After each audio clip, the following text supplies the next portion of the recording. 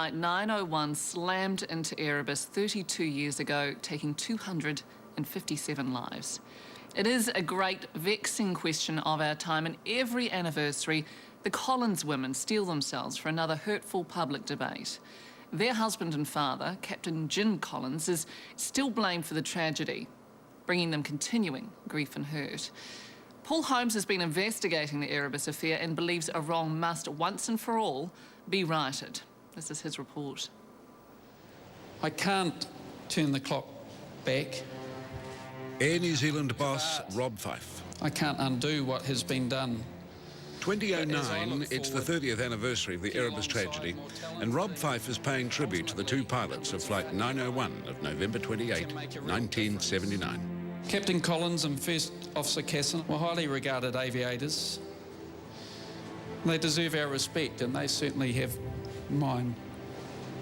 Captain Collins' wife Maria and his 4 daughters, who've grown up without their father, hear Rob Fyfe say sorry. Sorry to all of those who suffered the loss of a loved one or were affected. What are your thoughts about the word sorry, used a couple of years ago?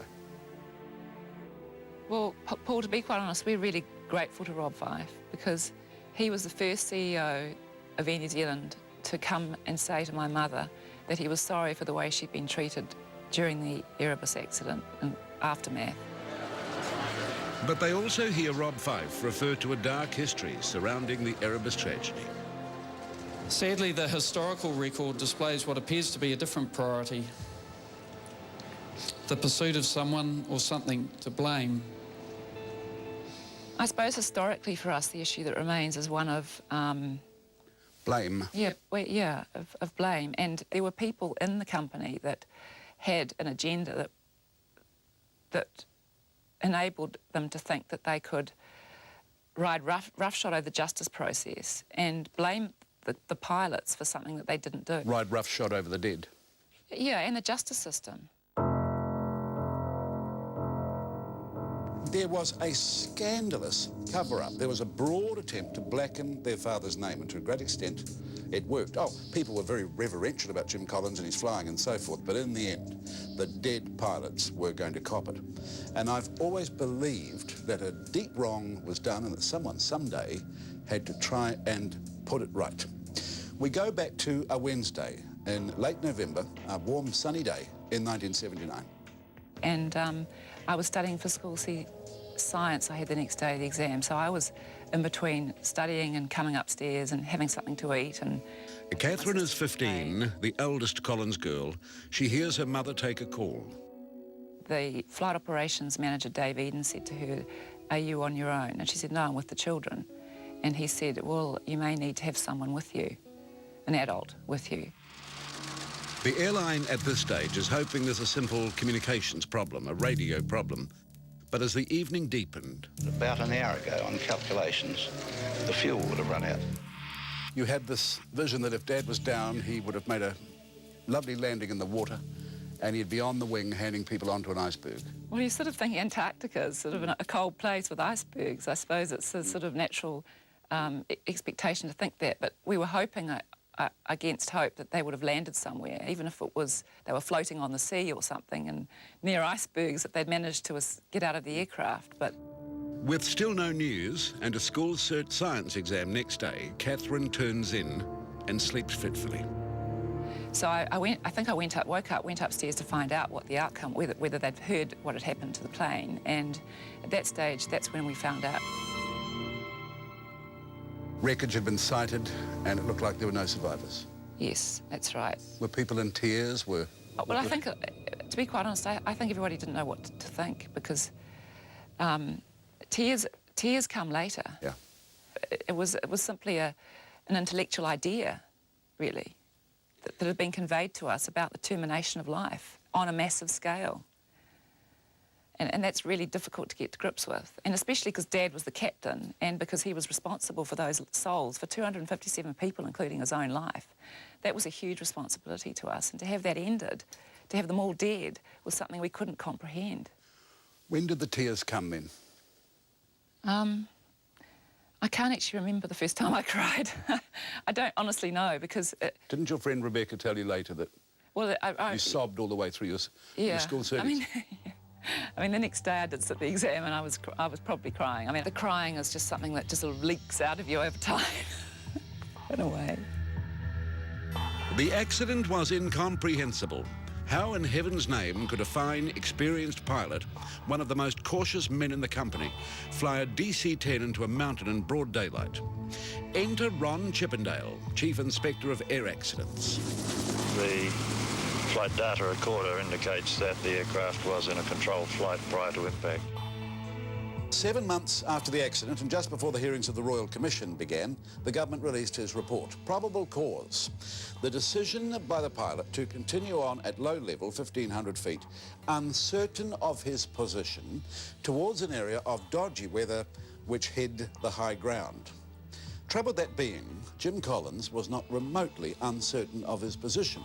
As far as he was concerned, and he had no reason to think otherwise, he was flying straight down the middle of McMurdo Sound as he had been briefed he would be flying. The high ground was well away to the left. And what he was seeing out his window was this infinite expanse of white sea ice, except it wasn't. It was a mountain hidden in cloud. It was whiteout. It was a malevolent trick of the polar light. To have him blamed was sort of very much devastated us, actually. It was personally devastating, but it also seemed a bit simplistic in its analysis. However, the effects of the release of the report on the public perception of the accident were immensely powerful. I think a lot of people just read the paper and saw pilot error, pilot error, and that, I mean, those were the headlines. Now, here is something you probably don't know. There's not one cockpit voice recorder transcript, there are two. There's the one made in Washington with the correct, or according to the correct protocols, just after the accident. But there's the other transcript that Chippendale went off on his own in secret and made himself. So suddenly we had words and phrases like, "What's wrong?" "Make up your mind soon," or, and "bit thick here, eh, Bert?" Now, Chippendale swore all that was in there, but nobody else, and many others, did their very best listening to that tape. No one could ever hear those words. The cockpit voice recorder Now, will, here is the incredible thing about Chippendale's thinking. Chippendale knew about the coordinate change, the navigation coordinate change, to Jim Collins's flight plan just hours before Jim Collins took off, and that Jim Collins hadn't been told about it, and gave it no weight. He said, "We found no evidence the pilot was misled." Hello? Does an accident not do it? My mother knew about the coordinate change early on, and she'd said to us, "Don't worry, Mr. Chippendale's blaming Dad, but there are other issues here that will be dealt with in time," which made us feel better about it, because we felt terrible that he'd been responsible for the death of 256 other people, and this affected the whole country. It emerged later that Air New Zealand knew about the coordinate change and the pilots not being told on the night of the crash before the wreckage was even sighted. They'd worked it out. Maury Davis, the crusty chief executive, hushed that right up and incredibly ordered documents to be shredded. Can you believe that happened? The amount of effort that went to withhold evidence, destroy evidence, and pervert the course of justice was incredible. And any shredding of evidence or removal of evidence, to me, was almost like some sort of B-grade movie. Television New Zealand News with Philip Sherry. Next up. I am forced reluctantly to say, Mr. Justice Mahon says, that I had to listen to an orchestrated litany of lies. The cover-up. Just come out point blank and say, "I accuse so-and-so of a conspiracy." And the good judge. Do you marvel at the way Mahon came along? Absolutely. I mean, I think it's fabulous that Mahon came along. He was stellar. Thank God for Mahon. Television New Zealand News with Philip Sherry. Good evening. The report of the Royal Commission of Inquiry into the DC-10 disaster in Antarctica has finally been released. Mr. Justice Mahon says neither Captain James Collins nor First Officer Gregory Casson made any error which contributed to the crash. He concludes that the single dominant and effective cause was the mistake by airline officials who programmed the aircraft to fly directly at Mount Erebus and omitted to tell the air crew. By the end of his Royal Commission, Mahon had worked out that Chippendale was hopelessly wrong. The pilots had been completely deceived. Mahon knew this because the black box showed that as Collins descended, he then in good faith locked the aircraft back onto its nav track He did so because he thought he was straight down McMurdo Sound, not straight towards Mount Erebus. But most importantly, the night before the flight, Captain Collins had explained his route to his two eldest girls with the maps he spent about an hour working on at the dining room table. Here's Catherine speaking in 1981. He showed both of us, well, he showed me anyway, that he definitely expected to fly down the coast of Victoria Land.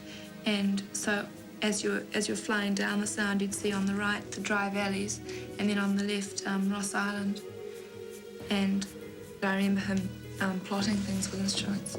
Did he use the word Erebus? No, well, no, because Erebus wasn't part of the trip. He explained where the route was, where he was going, and he would have mentioned that if they were flying over a 13,000-foot volcano. So, but right from the start, Mahon is noting something else. Air New Zealand seems to be treating the Royal Commission as a trial. Volunteer nothing, admit nothing. Catherine sees it all. Do you think there were powerful forces at work against your father at that time? We actually didn't really have any idea that there was any other intention at the inquiry other than from all parties to present true evidence. And call us naive, but... well, I'd call you honest.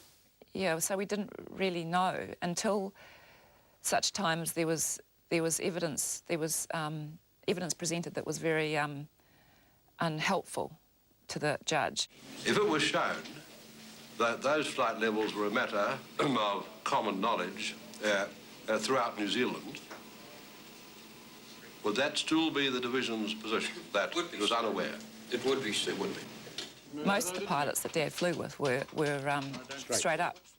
But then there was another level of management in the company that really didn't answer questions. And So the girls and the maps became crucially important. The girls gave evidence under oath.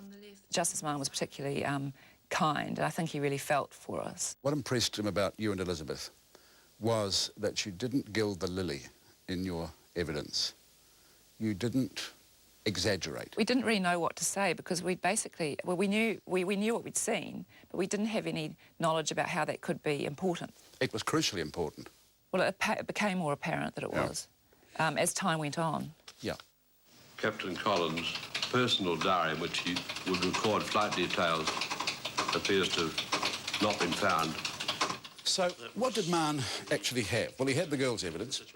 He had Maury Davis's order to shred documents, and that was a peculiar thing. No document the airline ever sent up to Mahon was an original. They're always copies. He had stonewalling for months by airline management.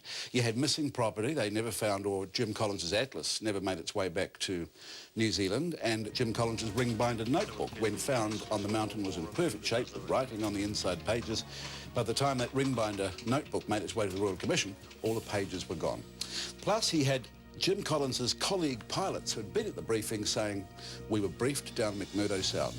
So Mahon reported back with one conclusion. He talks of a predetermined plan of deception. I am forced reluctantly to say, Mr. Justice Mahon says, that I had to listen to an orchestrated litany of lies. An orchestrated litany of lies. Well, the reaction to the report is furious. Maury Davis. My professional competence and integrity have come under savage attack in the Erebus report. That attack is totally indefensible. Prime Minister Rob Muldoon. Instead of all these interviews aimed at justifying himself, to just come out point blank and say, I accuse so-and-so of a conspiracy. And then, of course, the Prime Minister of the day simply rubbished the report. What did that do to you? Well, he did. I mean, Muldoon was his own man, really. I don't think Muldoon really gave a stuff what anyone thought. That's how he ran New Zealand in the 70s. And we were just collateral damage, really, for him. The crew were dead. They didn't need to be protected, in his opinion. I don't believe, he didn't tell me, but I don't believe that he thought that. So we were kind of like, we didn't really exist for him. So it went up to the Court of Appeal and it went to the Privy Council, and both courts found that when it came to orchestrated litany of lies, Mahon had gone a bit too far in terms of natural justice. But the one important thing to remember about the Privy Council is that the Privy Council absolutely, fundamentally, glowingly endorsed Mahon's findings as to the causation of the accident. No one ever overturned Mann on causation. But Mann quit. He went off and wrote his book, Verdict on Erebus, and in that book he repeated an orchestrated litany of lies, and no one ever sued him. How powerful, looking back, do you think were the forces ranged against him after he found his causation? Very, very strong in Wellington. Was he frightened by those forces? No, not one bit. No, he wasn't afraid of anything. Maria Collins and her family, Catherine, Elizabeth, Pip and Adrian, want a clear acknowledgement from Parliament that the pilots were not to blame. They're not virulent, it is simply a matter of justice. Dad was a loyal Air New Zealander. He was a pilot that loved flying for that company, and we loved Air New Zealand. We still do. You know, we fly the airline. We are Air New Zealanders. And so, you know, unfortunately, we were the people that were involved in this accident. But, you know, I think Rob Fyfe's done what he can in the way that he can to try and address the issue of what we suffered as a family. So what will set you free? We would love to have the government of this country state that the pilots were not to blame for this accident. There will be no debate as to what caused the accident. Every time another anniversary rolls by, there won't be the debates in the media because there's ultimately an answer and a definitive statement made that can end all that. Does a broken heart ever heal? And of course it does. Yes, I mean, when you lose someone, you always miss them. But I think you can still find love and life and joy, absolutely. And Paul Holmes's book, Daughters of Erebus, is out tomorrow. Well, up next, are women